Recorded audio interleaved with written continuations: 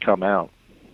I agree with you. And you know what? You went farther than a lot of people are willing to, but I like it. I'm very much against domestic violence in general. And I say, and you've heard me say it, I think when you involve athletes and high-level athletes and very performance-driven people, I know it's sexist to say it, but with size differences and different, I mean, it's a different beast than, to me, civilians. I think you add another layer, especially the NFL, because it's a physicality-driven business and an athletics and size, and you know what I'm saying. I think people's hands are truly a weapon. I think when you're athletic for a very physical sport, then I think that same thought process applies. So to me, it's even more egregious than it would be in standard situations. But to say that Baltimore should let him loose, I haven't heard a lot of people willing to go that far, but I'm with you there.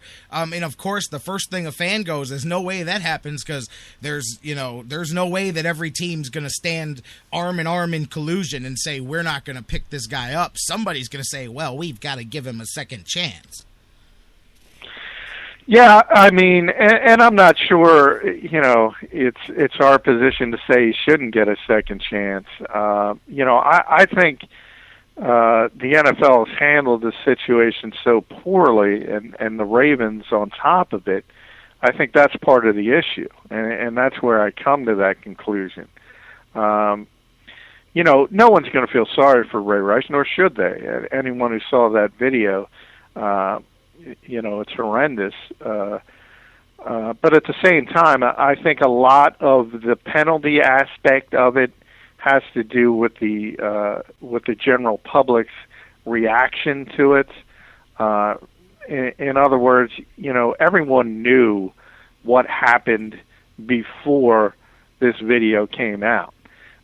Everyone understood. Certainly the NFL understood. Certainly the Ravens did. The Atlantic City Police Department.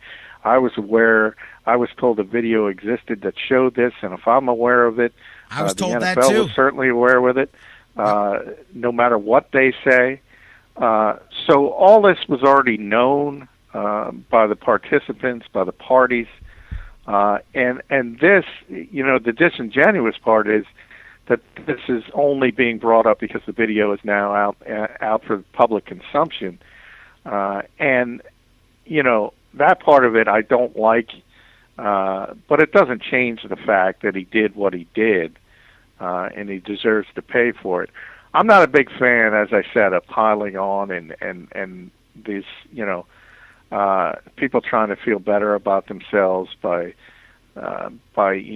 getting up on their soapbox and throwing the moral compass out there, because there's a lot of NFL players tweeting harsh things, and they're a part of the same Players Association that does everything humanly possible to try to mitigate suspensions and things of that nature, and I don't see them criticizing the Players Association, and they wouldn't have criticized the Players Association in this instance unless this video came out.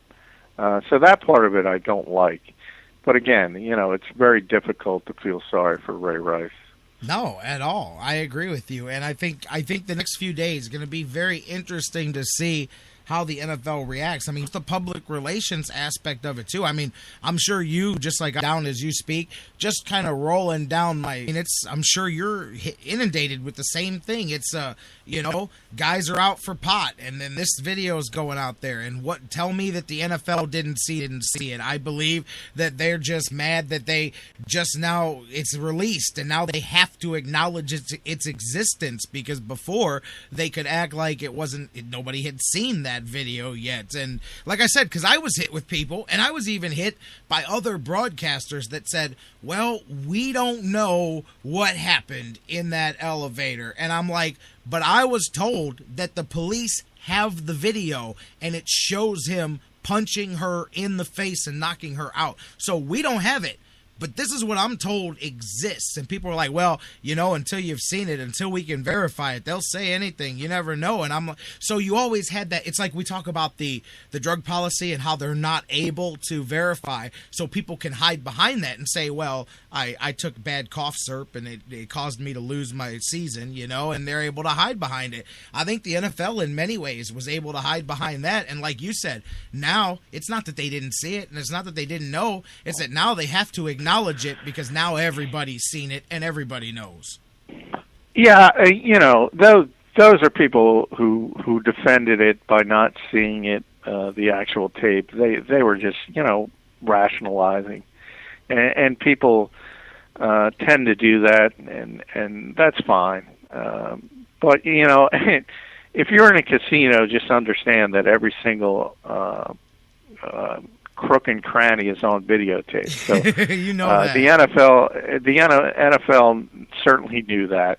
And I'll even take them at their word and say they didn't see the video, but they were certainly aware of its existence. And they certainly didn't try very hard to acquire the videotape, because anyone who knows anything about the NFL security department knows it's full of ex-FBI agents, ex-detectives, ex-police, and they're very, very well connected. And if they wanted a copy of that tape, they could have gotten it. But I'll take them at their word. I don't think they fought very hard to see it, but they were aware of its existence. That part of it's just not plausible. If I knew it existed, they certainly knew it existed. I mean, how do you not think it's going to hit the public nowadays? I mean, in 2014, when Donald Sterling surely didn't think that he was being recorded in his house talking to his mistress or whatever, and now he doesn't have a basketball team. In 2014, how could you not think that video was not going to surface? You should have just went on the assumption that this thing's going to be out there tomorrow. Well, yeah, and that's the part that I don't understand. And any time you're in a situation like this, and any time you're talking about a leader, and it could be the NFL commissioner, it could be a congressman, senator, all the way up to the president of the United States. The one thing you don't know is what advice they are getting, but understanding, how successful the NFL is, and how good the PR people are at their jobs, and how good the legal department is at their jobs. I think Roger Goodell got prudent advice. I think he ignored it and went the way he went. But again, that's just a guess, because anyone with any public relations chops and any legal chops would have first told them, this is not a good idea, and certainly they would have told him what you said. In today's day and age, this is eventually, it's just a matter of time, it's a matter of when, it's a matter of who does it, but it was going to leak. And I'm sure he was given that for whatever reason. He ignored it, and that's the part of this that is so incredibly difficult, and why I point people towards the NFLPA, because they are getting a clean, pretty much a clean break on this, and this is the commissioner they wanted, a guy who would look at a situation and say, well, Ray Rice had never gotten in trouble before, listen to his, then fiance, now wife, who defended him, and aired on the side of in only the 2-game suspension and the 3 games with pay. So, I think people need to look more at the NFLPA and more at the Baltimore Ravens themselves, because the Ravens, if John Harbaugh wants to send a message, I said, well, the organization, first of all, they could cut him at any time. It's not like he's coming off a great. They didn't want to cut him. They could certainly deactivate him. They don't have to say, well, the NFL handled it. They could refuse to play him. They could cut him.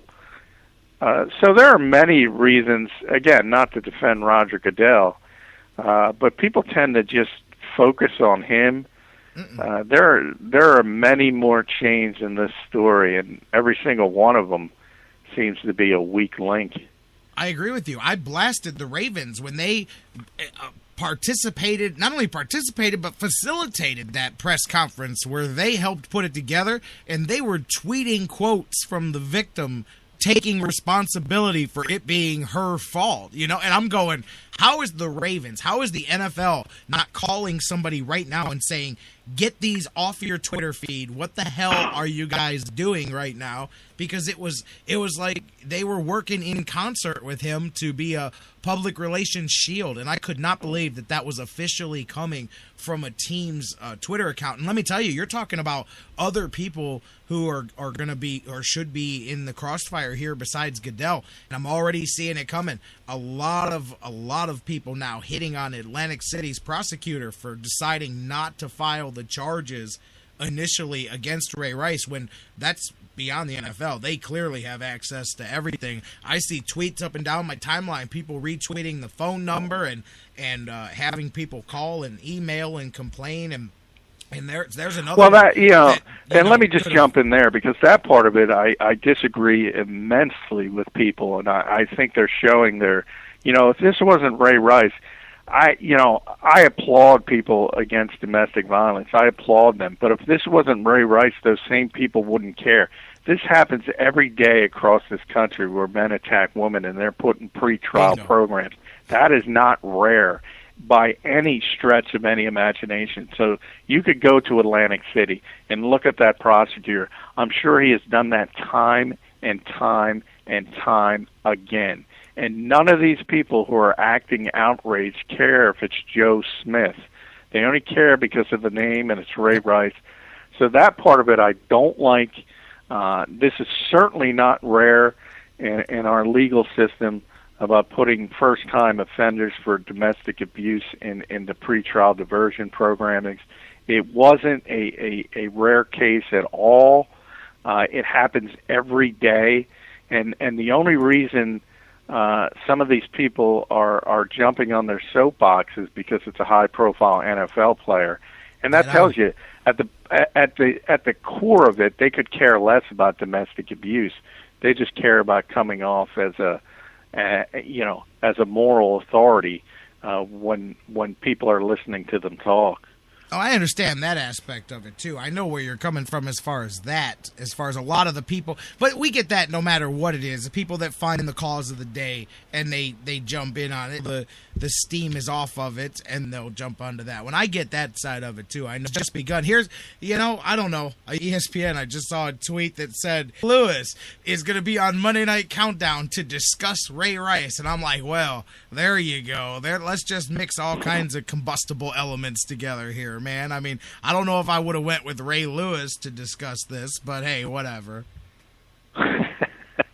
Well, I'm just saying, they built point. him a statue, man, and that's a whole nother, John, that's a whole nother argument, but they built him a statue, and I've got my own feelings about Ray Lewis, too. Yeah, and rightfully so. I mean, we all know what Ray Lewis was accused of doing.